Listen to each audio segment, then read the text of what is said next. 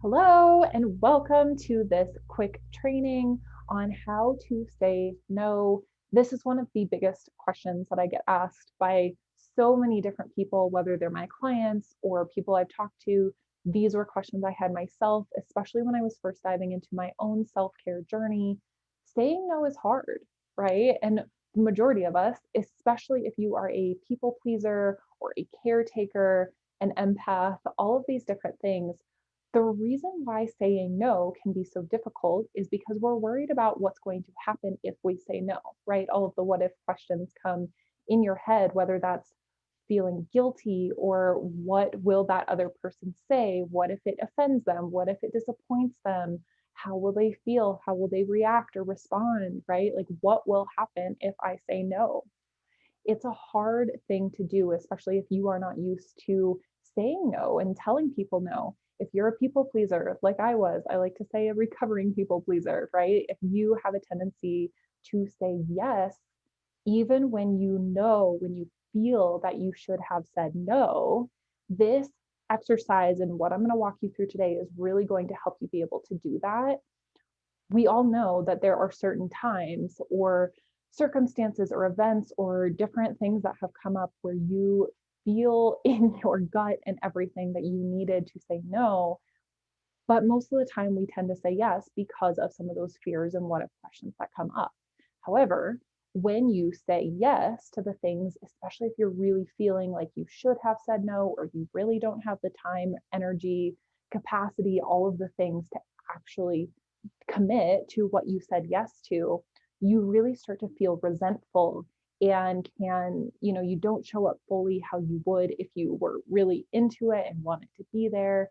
You tend to bring that energy along with whatever it is that you're doing. If you're completing a project, if you're going to an event, if you're spending time with someone who you really didn't want to, like whatever that situation is, you can be really resentful. And that's the type of energy you bring. Not only that is you're usually putting off of other things that you wanted to do for you. So breaking promises to yourself, really missing out on some of the other things that maybe you wanted to work on, or spending time the way that you needed to or wanted to in your own life. There's so many things that can come up when you need to say no to yourself, when you need to say no to other people, excuse me, but you don't, right? And you just don't know how to. That's usually the hardest part. It's not about just saying no. You usually know when you need to say no. But how do you actually go about doing that, especially in a way that's not going to maybe hurt the other person's feelings, or how exactly to say it because you just can't find the words, right? This is exactly what this video is going to walk you through and give you some kind of step-by-step guidance on how to get started doing this. Just like any habit or practice, of course, as you do this, as you continue to practice this and do this over and over again, it will get easier. I promise, right? This is something that can feel really, really uncomfortable the first few times you do it and be really messy. You probably will stumble over your words or not exactly sure how to do this in the most graceful way, which is totally normal. I want to normalize this completely for you. Saying no, especially if you're a people pleaser and have a tendency to say yes to too many things, this can be difficult. This can be very uncomfortable, and it does take practice. So I want to first of all start this out and say, give yourself so much permission and grace to let this be messy. Let this feel super uncomfortable, especially as you're first getting started with this, knowing that you are going to get better at this and it's going to get easier with time and practice, just like anything else, right? And using these very simple step by step guidelines to say no to other people when you need to, or things, whatever kind of comes up for you. This is going to help you so much being able to do that, build that practice for yourself, actually do it so you can get more and more comfortable with it. So that way it becomes easier and it feels easier for you. That's the biggest thing, right? Is it has to feel good when you do it. Otherwise, you're not going to continue to do it. So that is my intention for you guys as you are walking through this and building your own practice in this. So let's get into how to start doing this, right? Again, give yourself permission first, really commit to yourself that you're going to try this and let it be messy and let it be really uncomfortable. When a situation comes up, for this exercise, as you're starting to build this for yourself, I want you to take an example of one of those circumstances, events, projects, whatever came up. We all have them where somebody asked you to do something, whatever that was, and you knew in your gut that you wanted to say no, but you didn't. Again, we all have these. We all have probably many of them. If you're watching this video, hands down, you have this, right? If you can think of one circumstance, event, whatever it was, that one time, specific time that somebody asked you to do something and you said yes, even though you really wanted to say no, I want you to use that example to walk through this the first time, and maybe use a couple examples if you have them in mind to work through them before you go out and do it, right? For something new. These new circumstances or opportunities to do this, to practice this, will come up every single day, right? But you need to have that practice on how you're actually going to do this before it's going to even feel like you can do this, before you can jump right into it and do it yourself, right? So for this exercise, as you're going through this for this training, I want you to think of that really specific time where you should have said no, and kind of backtrack a little bit on how you could have done this differently. What I want you to do, here's a little caveat here. So I want you to use this example to walk through this and decide how you could have done this differently, what you could have said instead, really what that could have looked like. But the biggest thing I want you to do for this is not say what you should have done, right? I don't want you to beat yourself up for this. Remember, you do not have these tools back then. You did not have these then, you have them now. So instead of shoulding all over yourself, right? Instead of saying, I should have done this, I don't want you to do that. Don't make yourself wrong. I want you to see the opportunity on how you could have done that differently and take those words and that practice moving forward into these new circumstances, right? There's your caveat. So first of all, something happens. Somebody usually initiates that conversation, whether it's family members, friends, boss, coworker, acquaintances, people on social media, whoever it is, right? Somebody will initiate a conversation with you to ask you to do something. Maybe it's go to an event, maybe it's to commit to a project or help them with something. Maybe it's to come over, or go get coffee with them, whatever it is, right? I want you to use that example that you have in your mind, that specific example, and think about how that was initiated, right? Who was it who initiated this? How did that conversation go? What did this look like? What was the question being asked?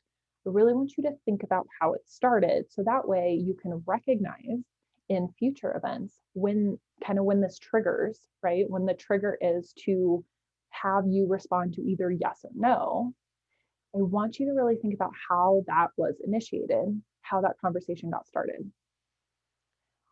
You probably know 9 times out of 10, you probably know when that happens.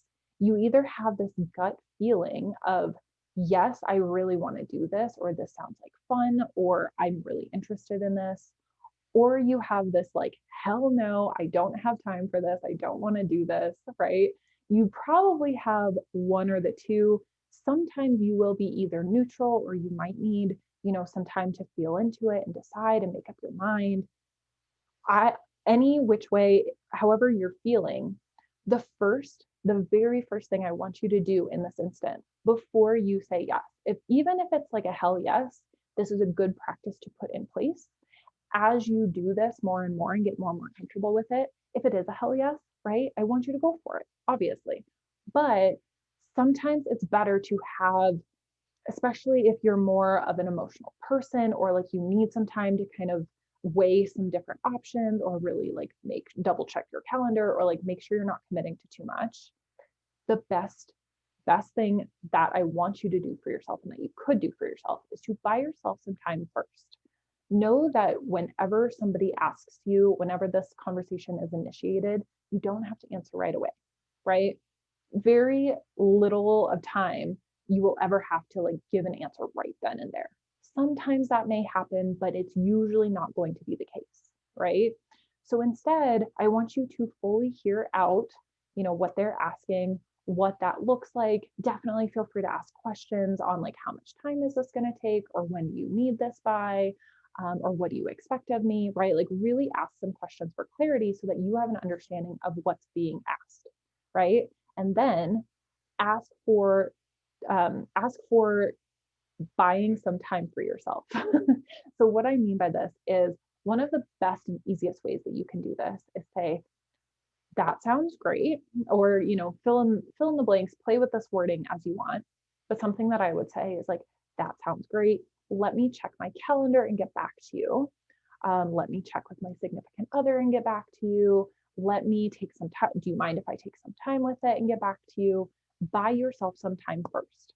The no-brainer one that I usually revert to is checking my calendar, because I live off of my Google Calendar. I always need to make sure that I don't have any other time commitments or things going on that week or that day or time or whatever it is.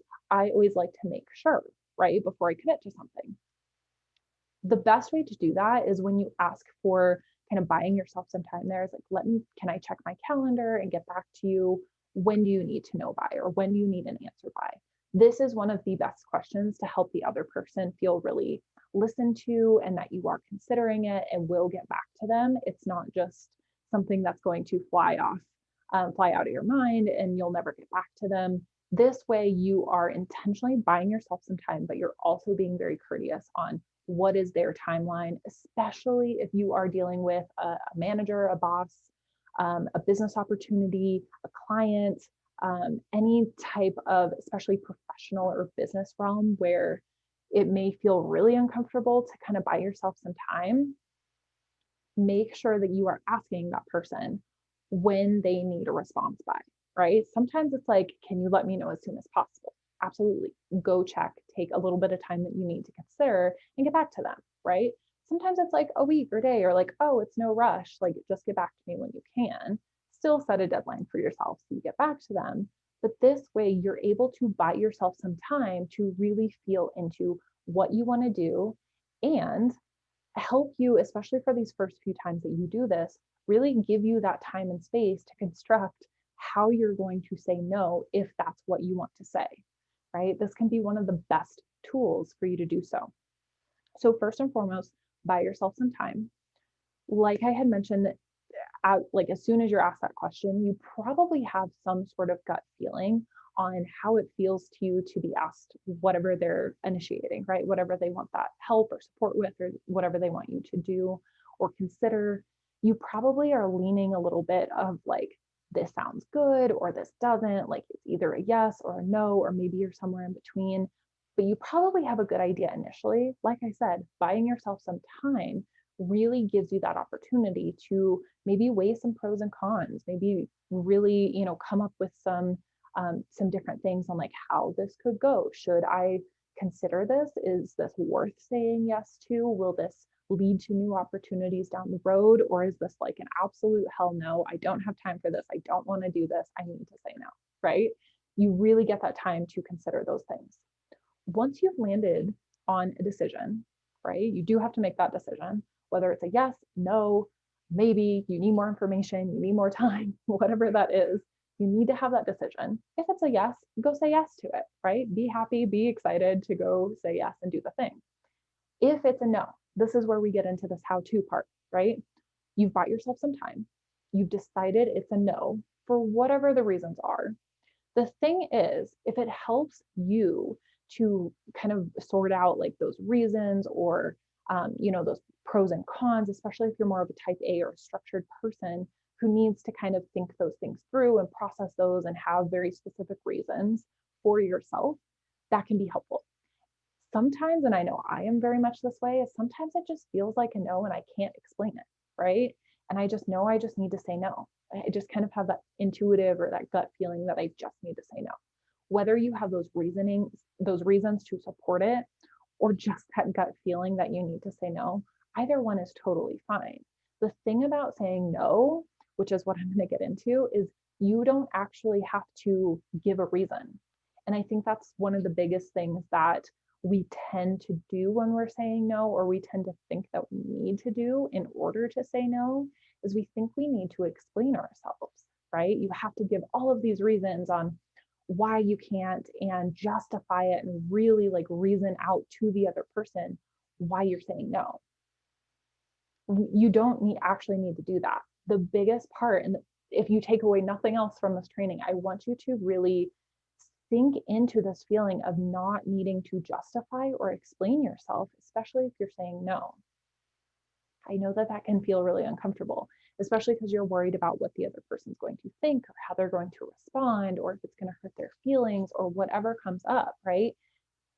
One of the best things that you can do is not have to explain yourself and just let it be okay. Like I said, it's going to feel uncomfortable the first few times, but as you see that that's okay to do, it's going to feel better and better just knowing that you don't have to explain yourself or come up with excuses or reasons why you can't. You just get to say no and let it be okay, right?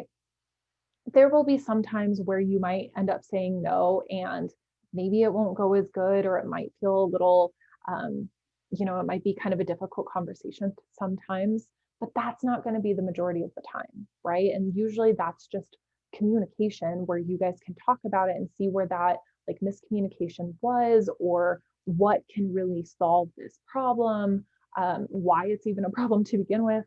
Really get clear on what's going on, or like why the no is not okay. Or usually it's something different. It's not that you actually said no, it's usually something deeper than that, but we won't get into that, right? The majority of the time, I would say 95% of the time, when you say no to someone, it's totally going to be fine and you don't have to justify or explain yourself at all.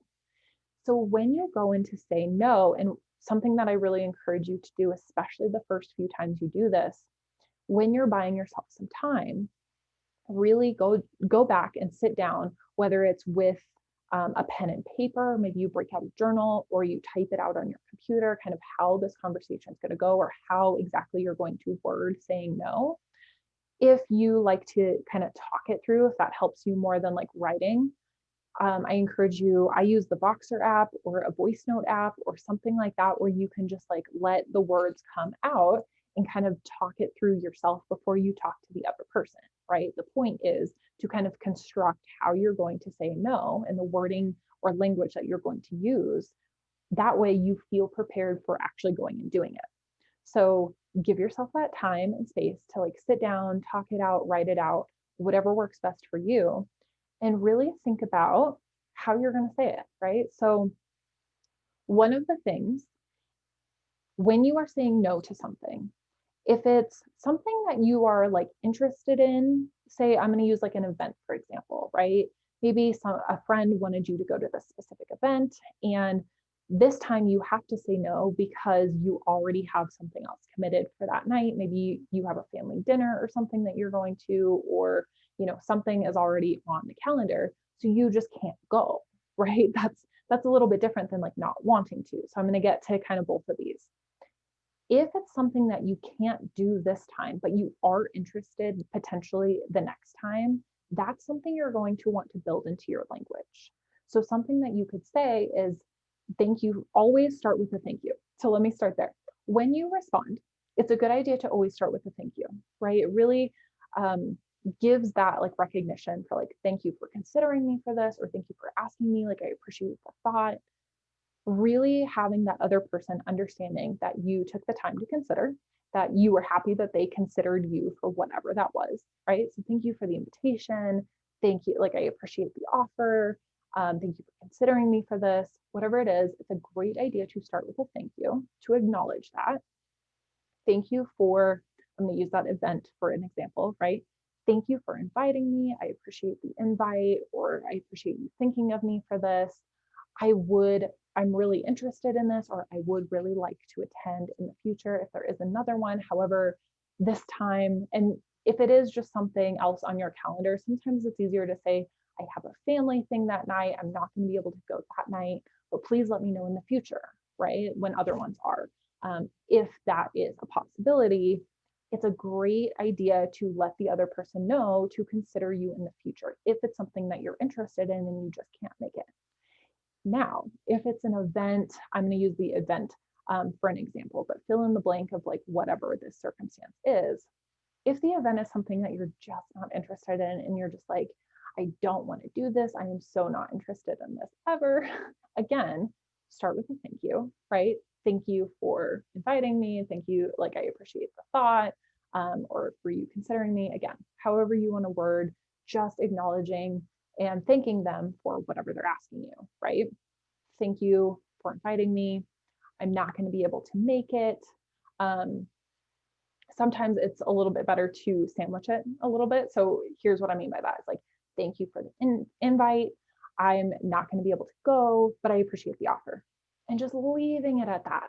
Literally as simple as you can make it. And like I said, sometimes you sandwich it, right? So like, thank you, I can't, or like the no, but I appreciate it, but thank you anyway. That's all you have to do. If you're going to say no and it's not something that you're interested in the future, or you're like, this is a hell no, I don't want any part of this, it's a good idea to sandwich it because it feels better. It feels a little bit easier to say it in that way. Like starting and ending with a positive and kind of putting the no in the middle, that's sandwiching it. This is used a lot in the corporate world for various reasons. But if you can sandwich it and leave it at that, that's all you need to say. You don't need to say why. You don't need to justify why you're saying no. You don't need to explain yourself.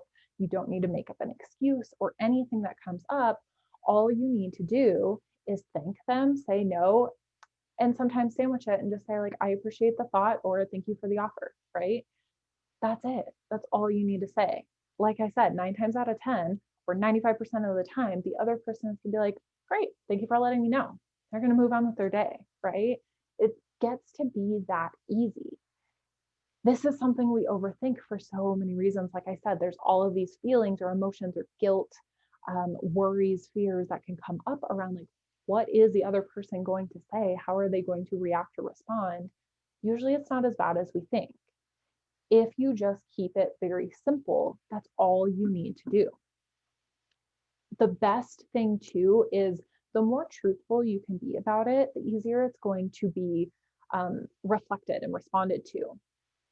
What I mean by that is, especially if this is a no, or if it feels really hard for whatever reason, maybe it's a family member, you can be more truthful around it if it feels good for you to do. And if it's kind of in that, kind of the, what do I want to say? Like, if it's in a capacity that is accepted, what I mean by that is, like, you probably wouldn't go much, oh my gosh, you probably wouldn't go too much into your own emotions or anything if it was a professional setting. If this is something at work, maybe you have, if this is like, I'm going to make something up for the sake of an example here, but say your boss or your coworker is asking you to help on a big project, and you're like, maybe it's something that you really do need to say no to, or that you really can't manage. I know I've had this come up before in the past where I had a lot on my plate, right? And my manager came to me and asked me to help with something else. And I was like, I really can't manage it right now. There's too many things on my plate. Is there something, but I had to, like, at the same time, being in a professional capacity, it wasn't right for me to bring up the emotional side of it, right? But it did make sense to kind of help, talk through it more, or work out how could we make this work, especially if it's something that still needs to get done and there's nobody else to kind of delegate it to. We had a really small team back then. So it might make sense to say, like, I really can't do this, but instead of leaving it at that, right, you can, really have that deeper conversation on, like, is this a priority? Can we reprioritize these things? Is there extra help? Can we ask for other support? How can we figure this out? Otherwise, that may involve a better, deeper conversation. And you can do the same thing with, say, like, family members or close friends, where if it's something that feels really uncomfortable, especially depending on the person you're saying no to. I've had this come up with people, like, that are really close to you that you don't want to say no to, but you need to. It can be really, really uncomfortable. So sometimes just being really truthful and honest, especially with family members or friends, some of the emotional side may be a little bit easier to bring into, to say, like, thank you for asking me, like, I really appreciate this. I just do not have the time, or, like, this just really isn't something that I am interested in, or I don't feel like I'm going to show up at my best. And it's really hard for me to tell you. I was really, afraid to tell you no because I don't want to hurt your feelings for this, that, and the other, like, say whatever's coming up And usually that's going to be met with so much more understanding and communication and grace than if you were just to say no and kind of move on. If it is somebody close to you, sometimes that deeper conversation or just acknowledging that, like, this is really hard for me to say no, that can be okay, because that can also be really, really helpful in them understanding your own boundaries or what you need or what to ask you for in the future or what not to ask you in the future, right?